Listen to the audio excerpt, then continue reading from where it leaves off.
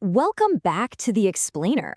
Today, we're diving into what is honestly one of the most explosive, dynamic, and world-altering periods in all of human history, the Renaissance.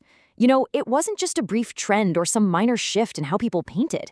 It was a massive, foundational ideological shift in Europe that completely revolutionized literature, art, science, and religion. It was, quite literally, a human awakening, and it created a ripple effect so incredibly powerful that we're still feeling its waves today. Okay, to really get what's going on here, we have to talk about a massive paradigm shift. We're talking about the pivot from strict theism to this radical new idea called humanism. Before the Renaissance, the dominant worldview was theism, right? The belief that God is supreme and the absolute center of all thought and study.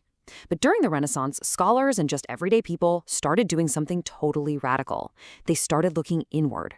They drew their attention to the affairs of humans, to the specific path man had taken in history, and to the remarkable artistic skills that humans actually possessed. This shift in focus, from the divine above to the human experience right here on Earth, that is the beating heart of humanism. We're going to trace this massive ripple effect through 5 key areas today: the rise of humanism, the artistic transformation, masterpieces of the era, new scientific inventions, and finally, reforms in religion.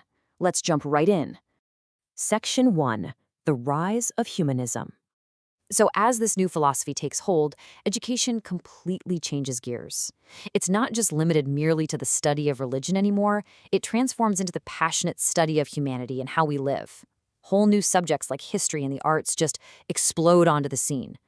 Humanism sparked this intense passion for ancient Greek and Latin knowledge, which unlocked a really deep dive into classic literature.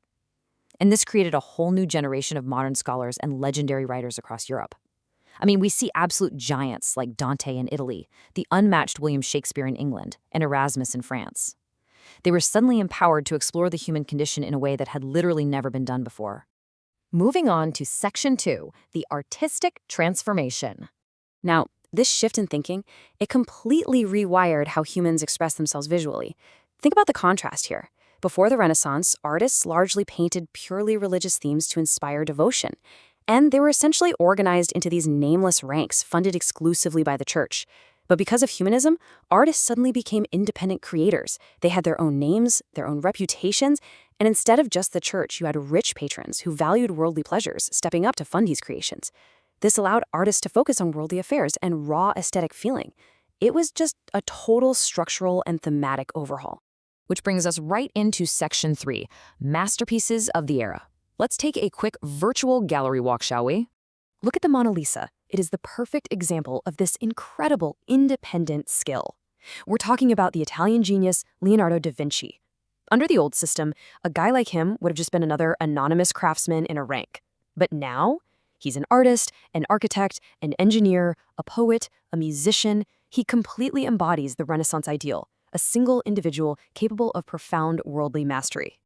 And then you have The Last Supper. Even when he's tackling a traditional religious theme, Da Vinci injects this intense, worldly, human aesthetic into a highly recognizable moment.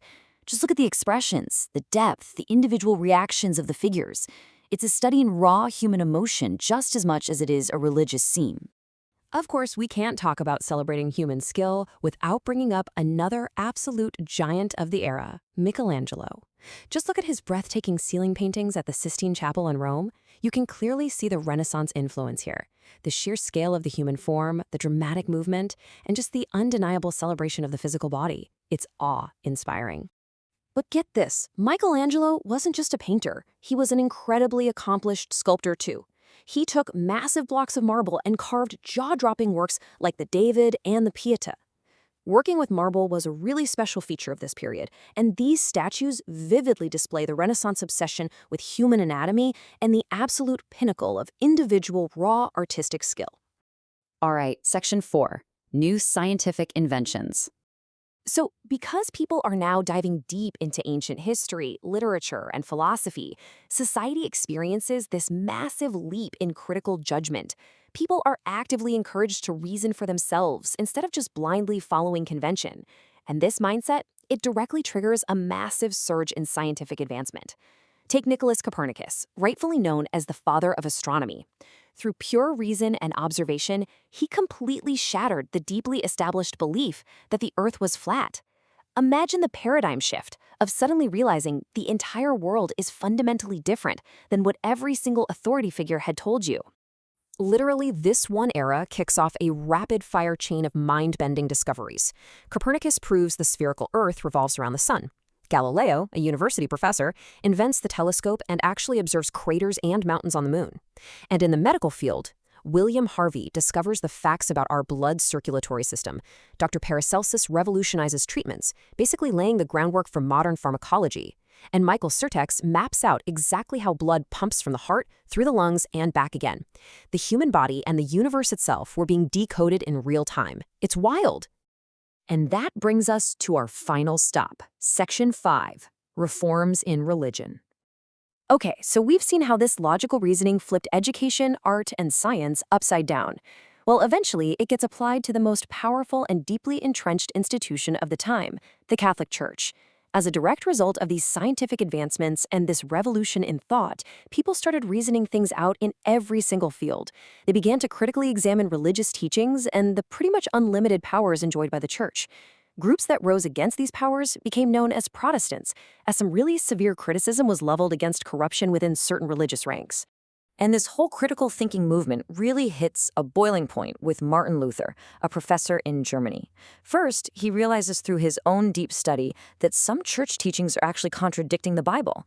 Then, he's absolutely shocked to witness a priest selling indulgences, which is essentially selling forgiveness in the city of Wittenberg. Finally, driven by sheer conviction and reason, he boldly pastes a leaflet of his opposing views right on the church door. It was the ultimate act of an individual using humanistic reasoning to challenge the status quo.